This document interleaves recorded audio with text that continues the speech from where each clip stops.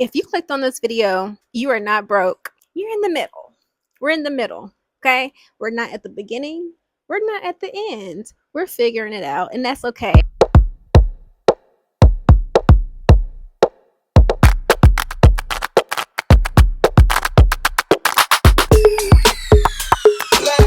So first things first, if you guys are looking for more money, you guys have to be making money, okay? And not everybody gets it, okay? Because for me in the beginning, and this is probably the hardest thing for me to understand, especially when I was younger, that or especially as an aspiring entrepreneur and artist, I didn't understand that you have to have a consistent, stable income before anything else. Like for me, your full-time job, your gig work, anything that supplies you with a steady income, that comes first before more money, right? So stop here, go get that job. It's nothing more freeing than knowing that you have steady income coming in. So yeah, like I was saying, there's nothing like having peace of mind when it comes to money.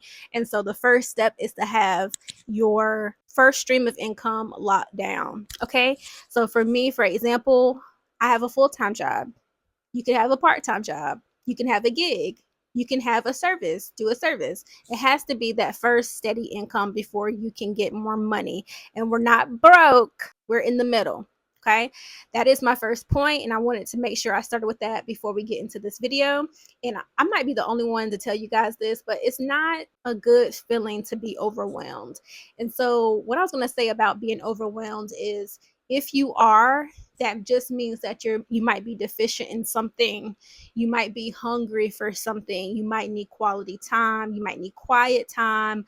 You need something. For me, like if I don't take the time to look into things for myself, especially money or finances, if I don't take the time to actually get to know more about what I'm inquiring or curious about, that makes me overwhelmed. So that is something that you have to do for yourself. Can't do it for you, beloved.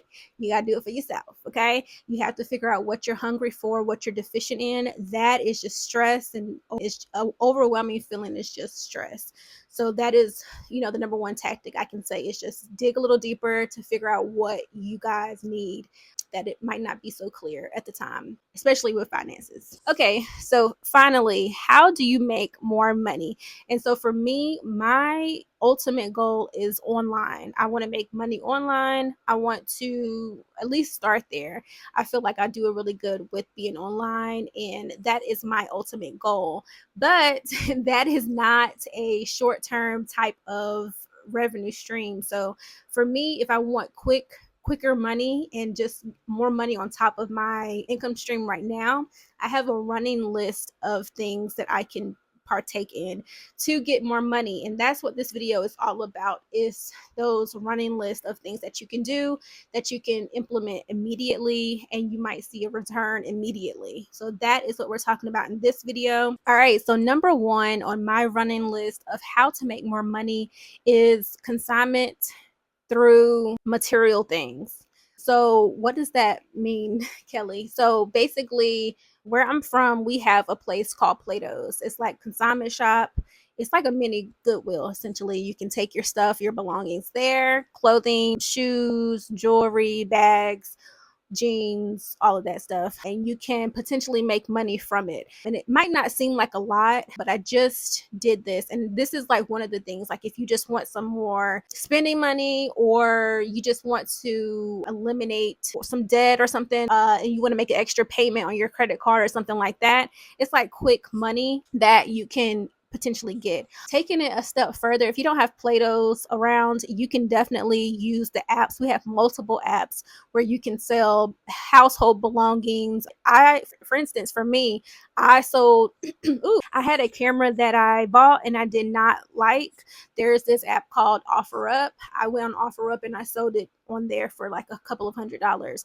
So something like that. If you have furniture or you have shoes, like anything that you would sell and don't need and get rid of efficiently, you can use an app like OfferUp or Facebook Marketplace or stuff like that. I've definitely sold multiple items and was able to get a return immediately for that, especially when I was in Atlanta. It's a little slower in North Carolina, but Just depends on where you're at. Another thing, and this is not one of my points that I pre-planned, but also if you're looking to cut expenses and that's important for you, I would say to look into your subscriptions. You'll be surprised how much that adds up every month. For me, like Prime is not going anywhere, Netflix is not going anywhere, but look into them Apple charges, y'all. Them Apple charges, and then all the other subscriptions that you know just happen to add over the month on your phone.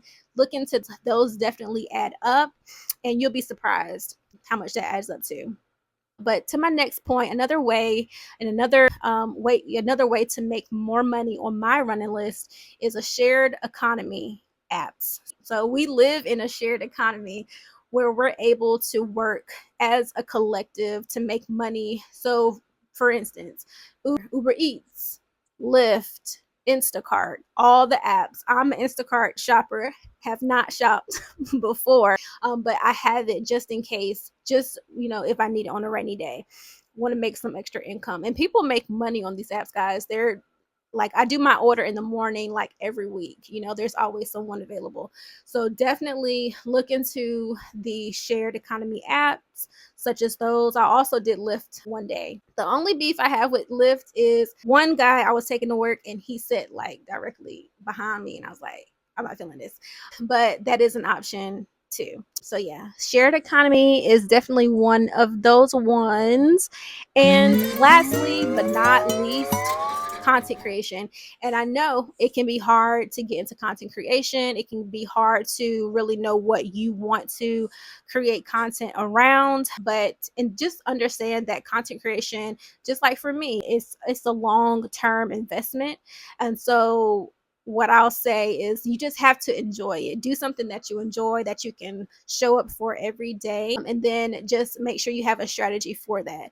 So content creation is definitely growing. Let me give you some facts. Hold on. So y'all, content creation is projected to go from $7.2 billion revenue to 8.52 billion. Surprise! Just think about that. Think about some topics you guys can talk about, okay? And I'm not here to push content creation on you guys. That is just my industry. So I'm going to just make sure I put that in this video for making more money, because it's possible. You just have to believe in yourself. Hopefully I was able to kind of hit some really good points for you guys to make more money. I want us all to grow on this channel, and that is the ultimate goal, to continue to build legacy, financial streams, etc. So also I wanted to make sure that this video was complementing my other videos. So I'll probably continue to kind of look at the analytics and see what you guys are enjoying, and then make videos based off that information. So thank you for watching this video. I'm glad you guys came and stopped by to my TED Talk, and I'll see you guys in my next video. Bye.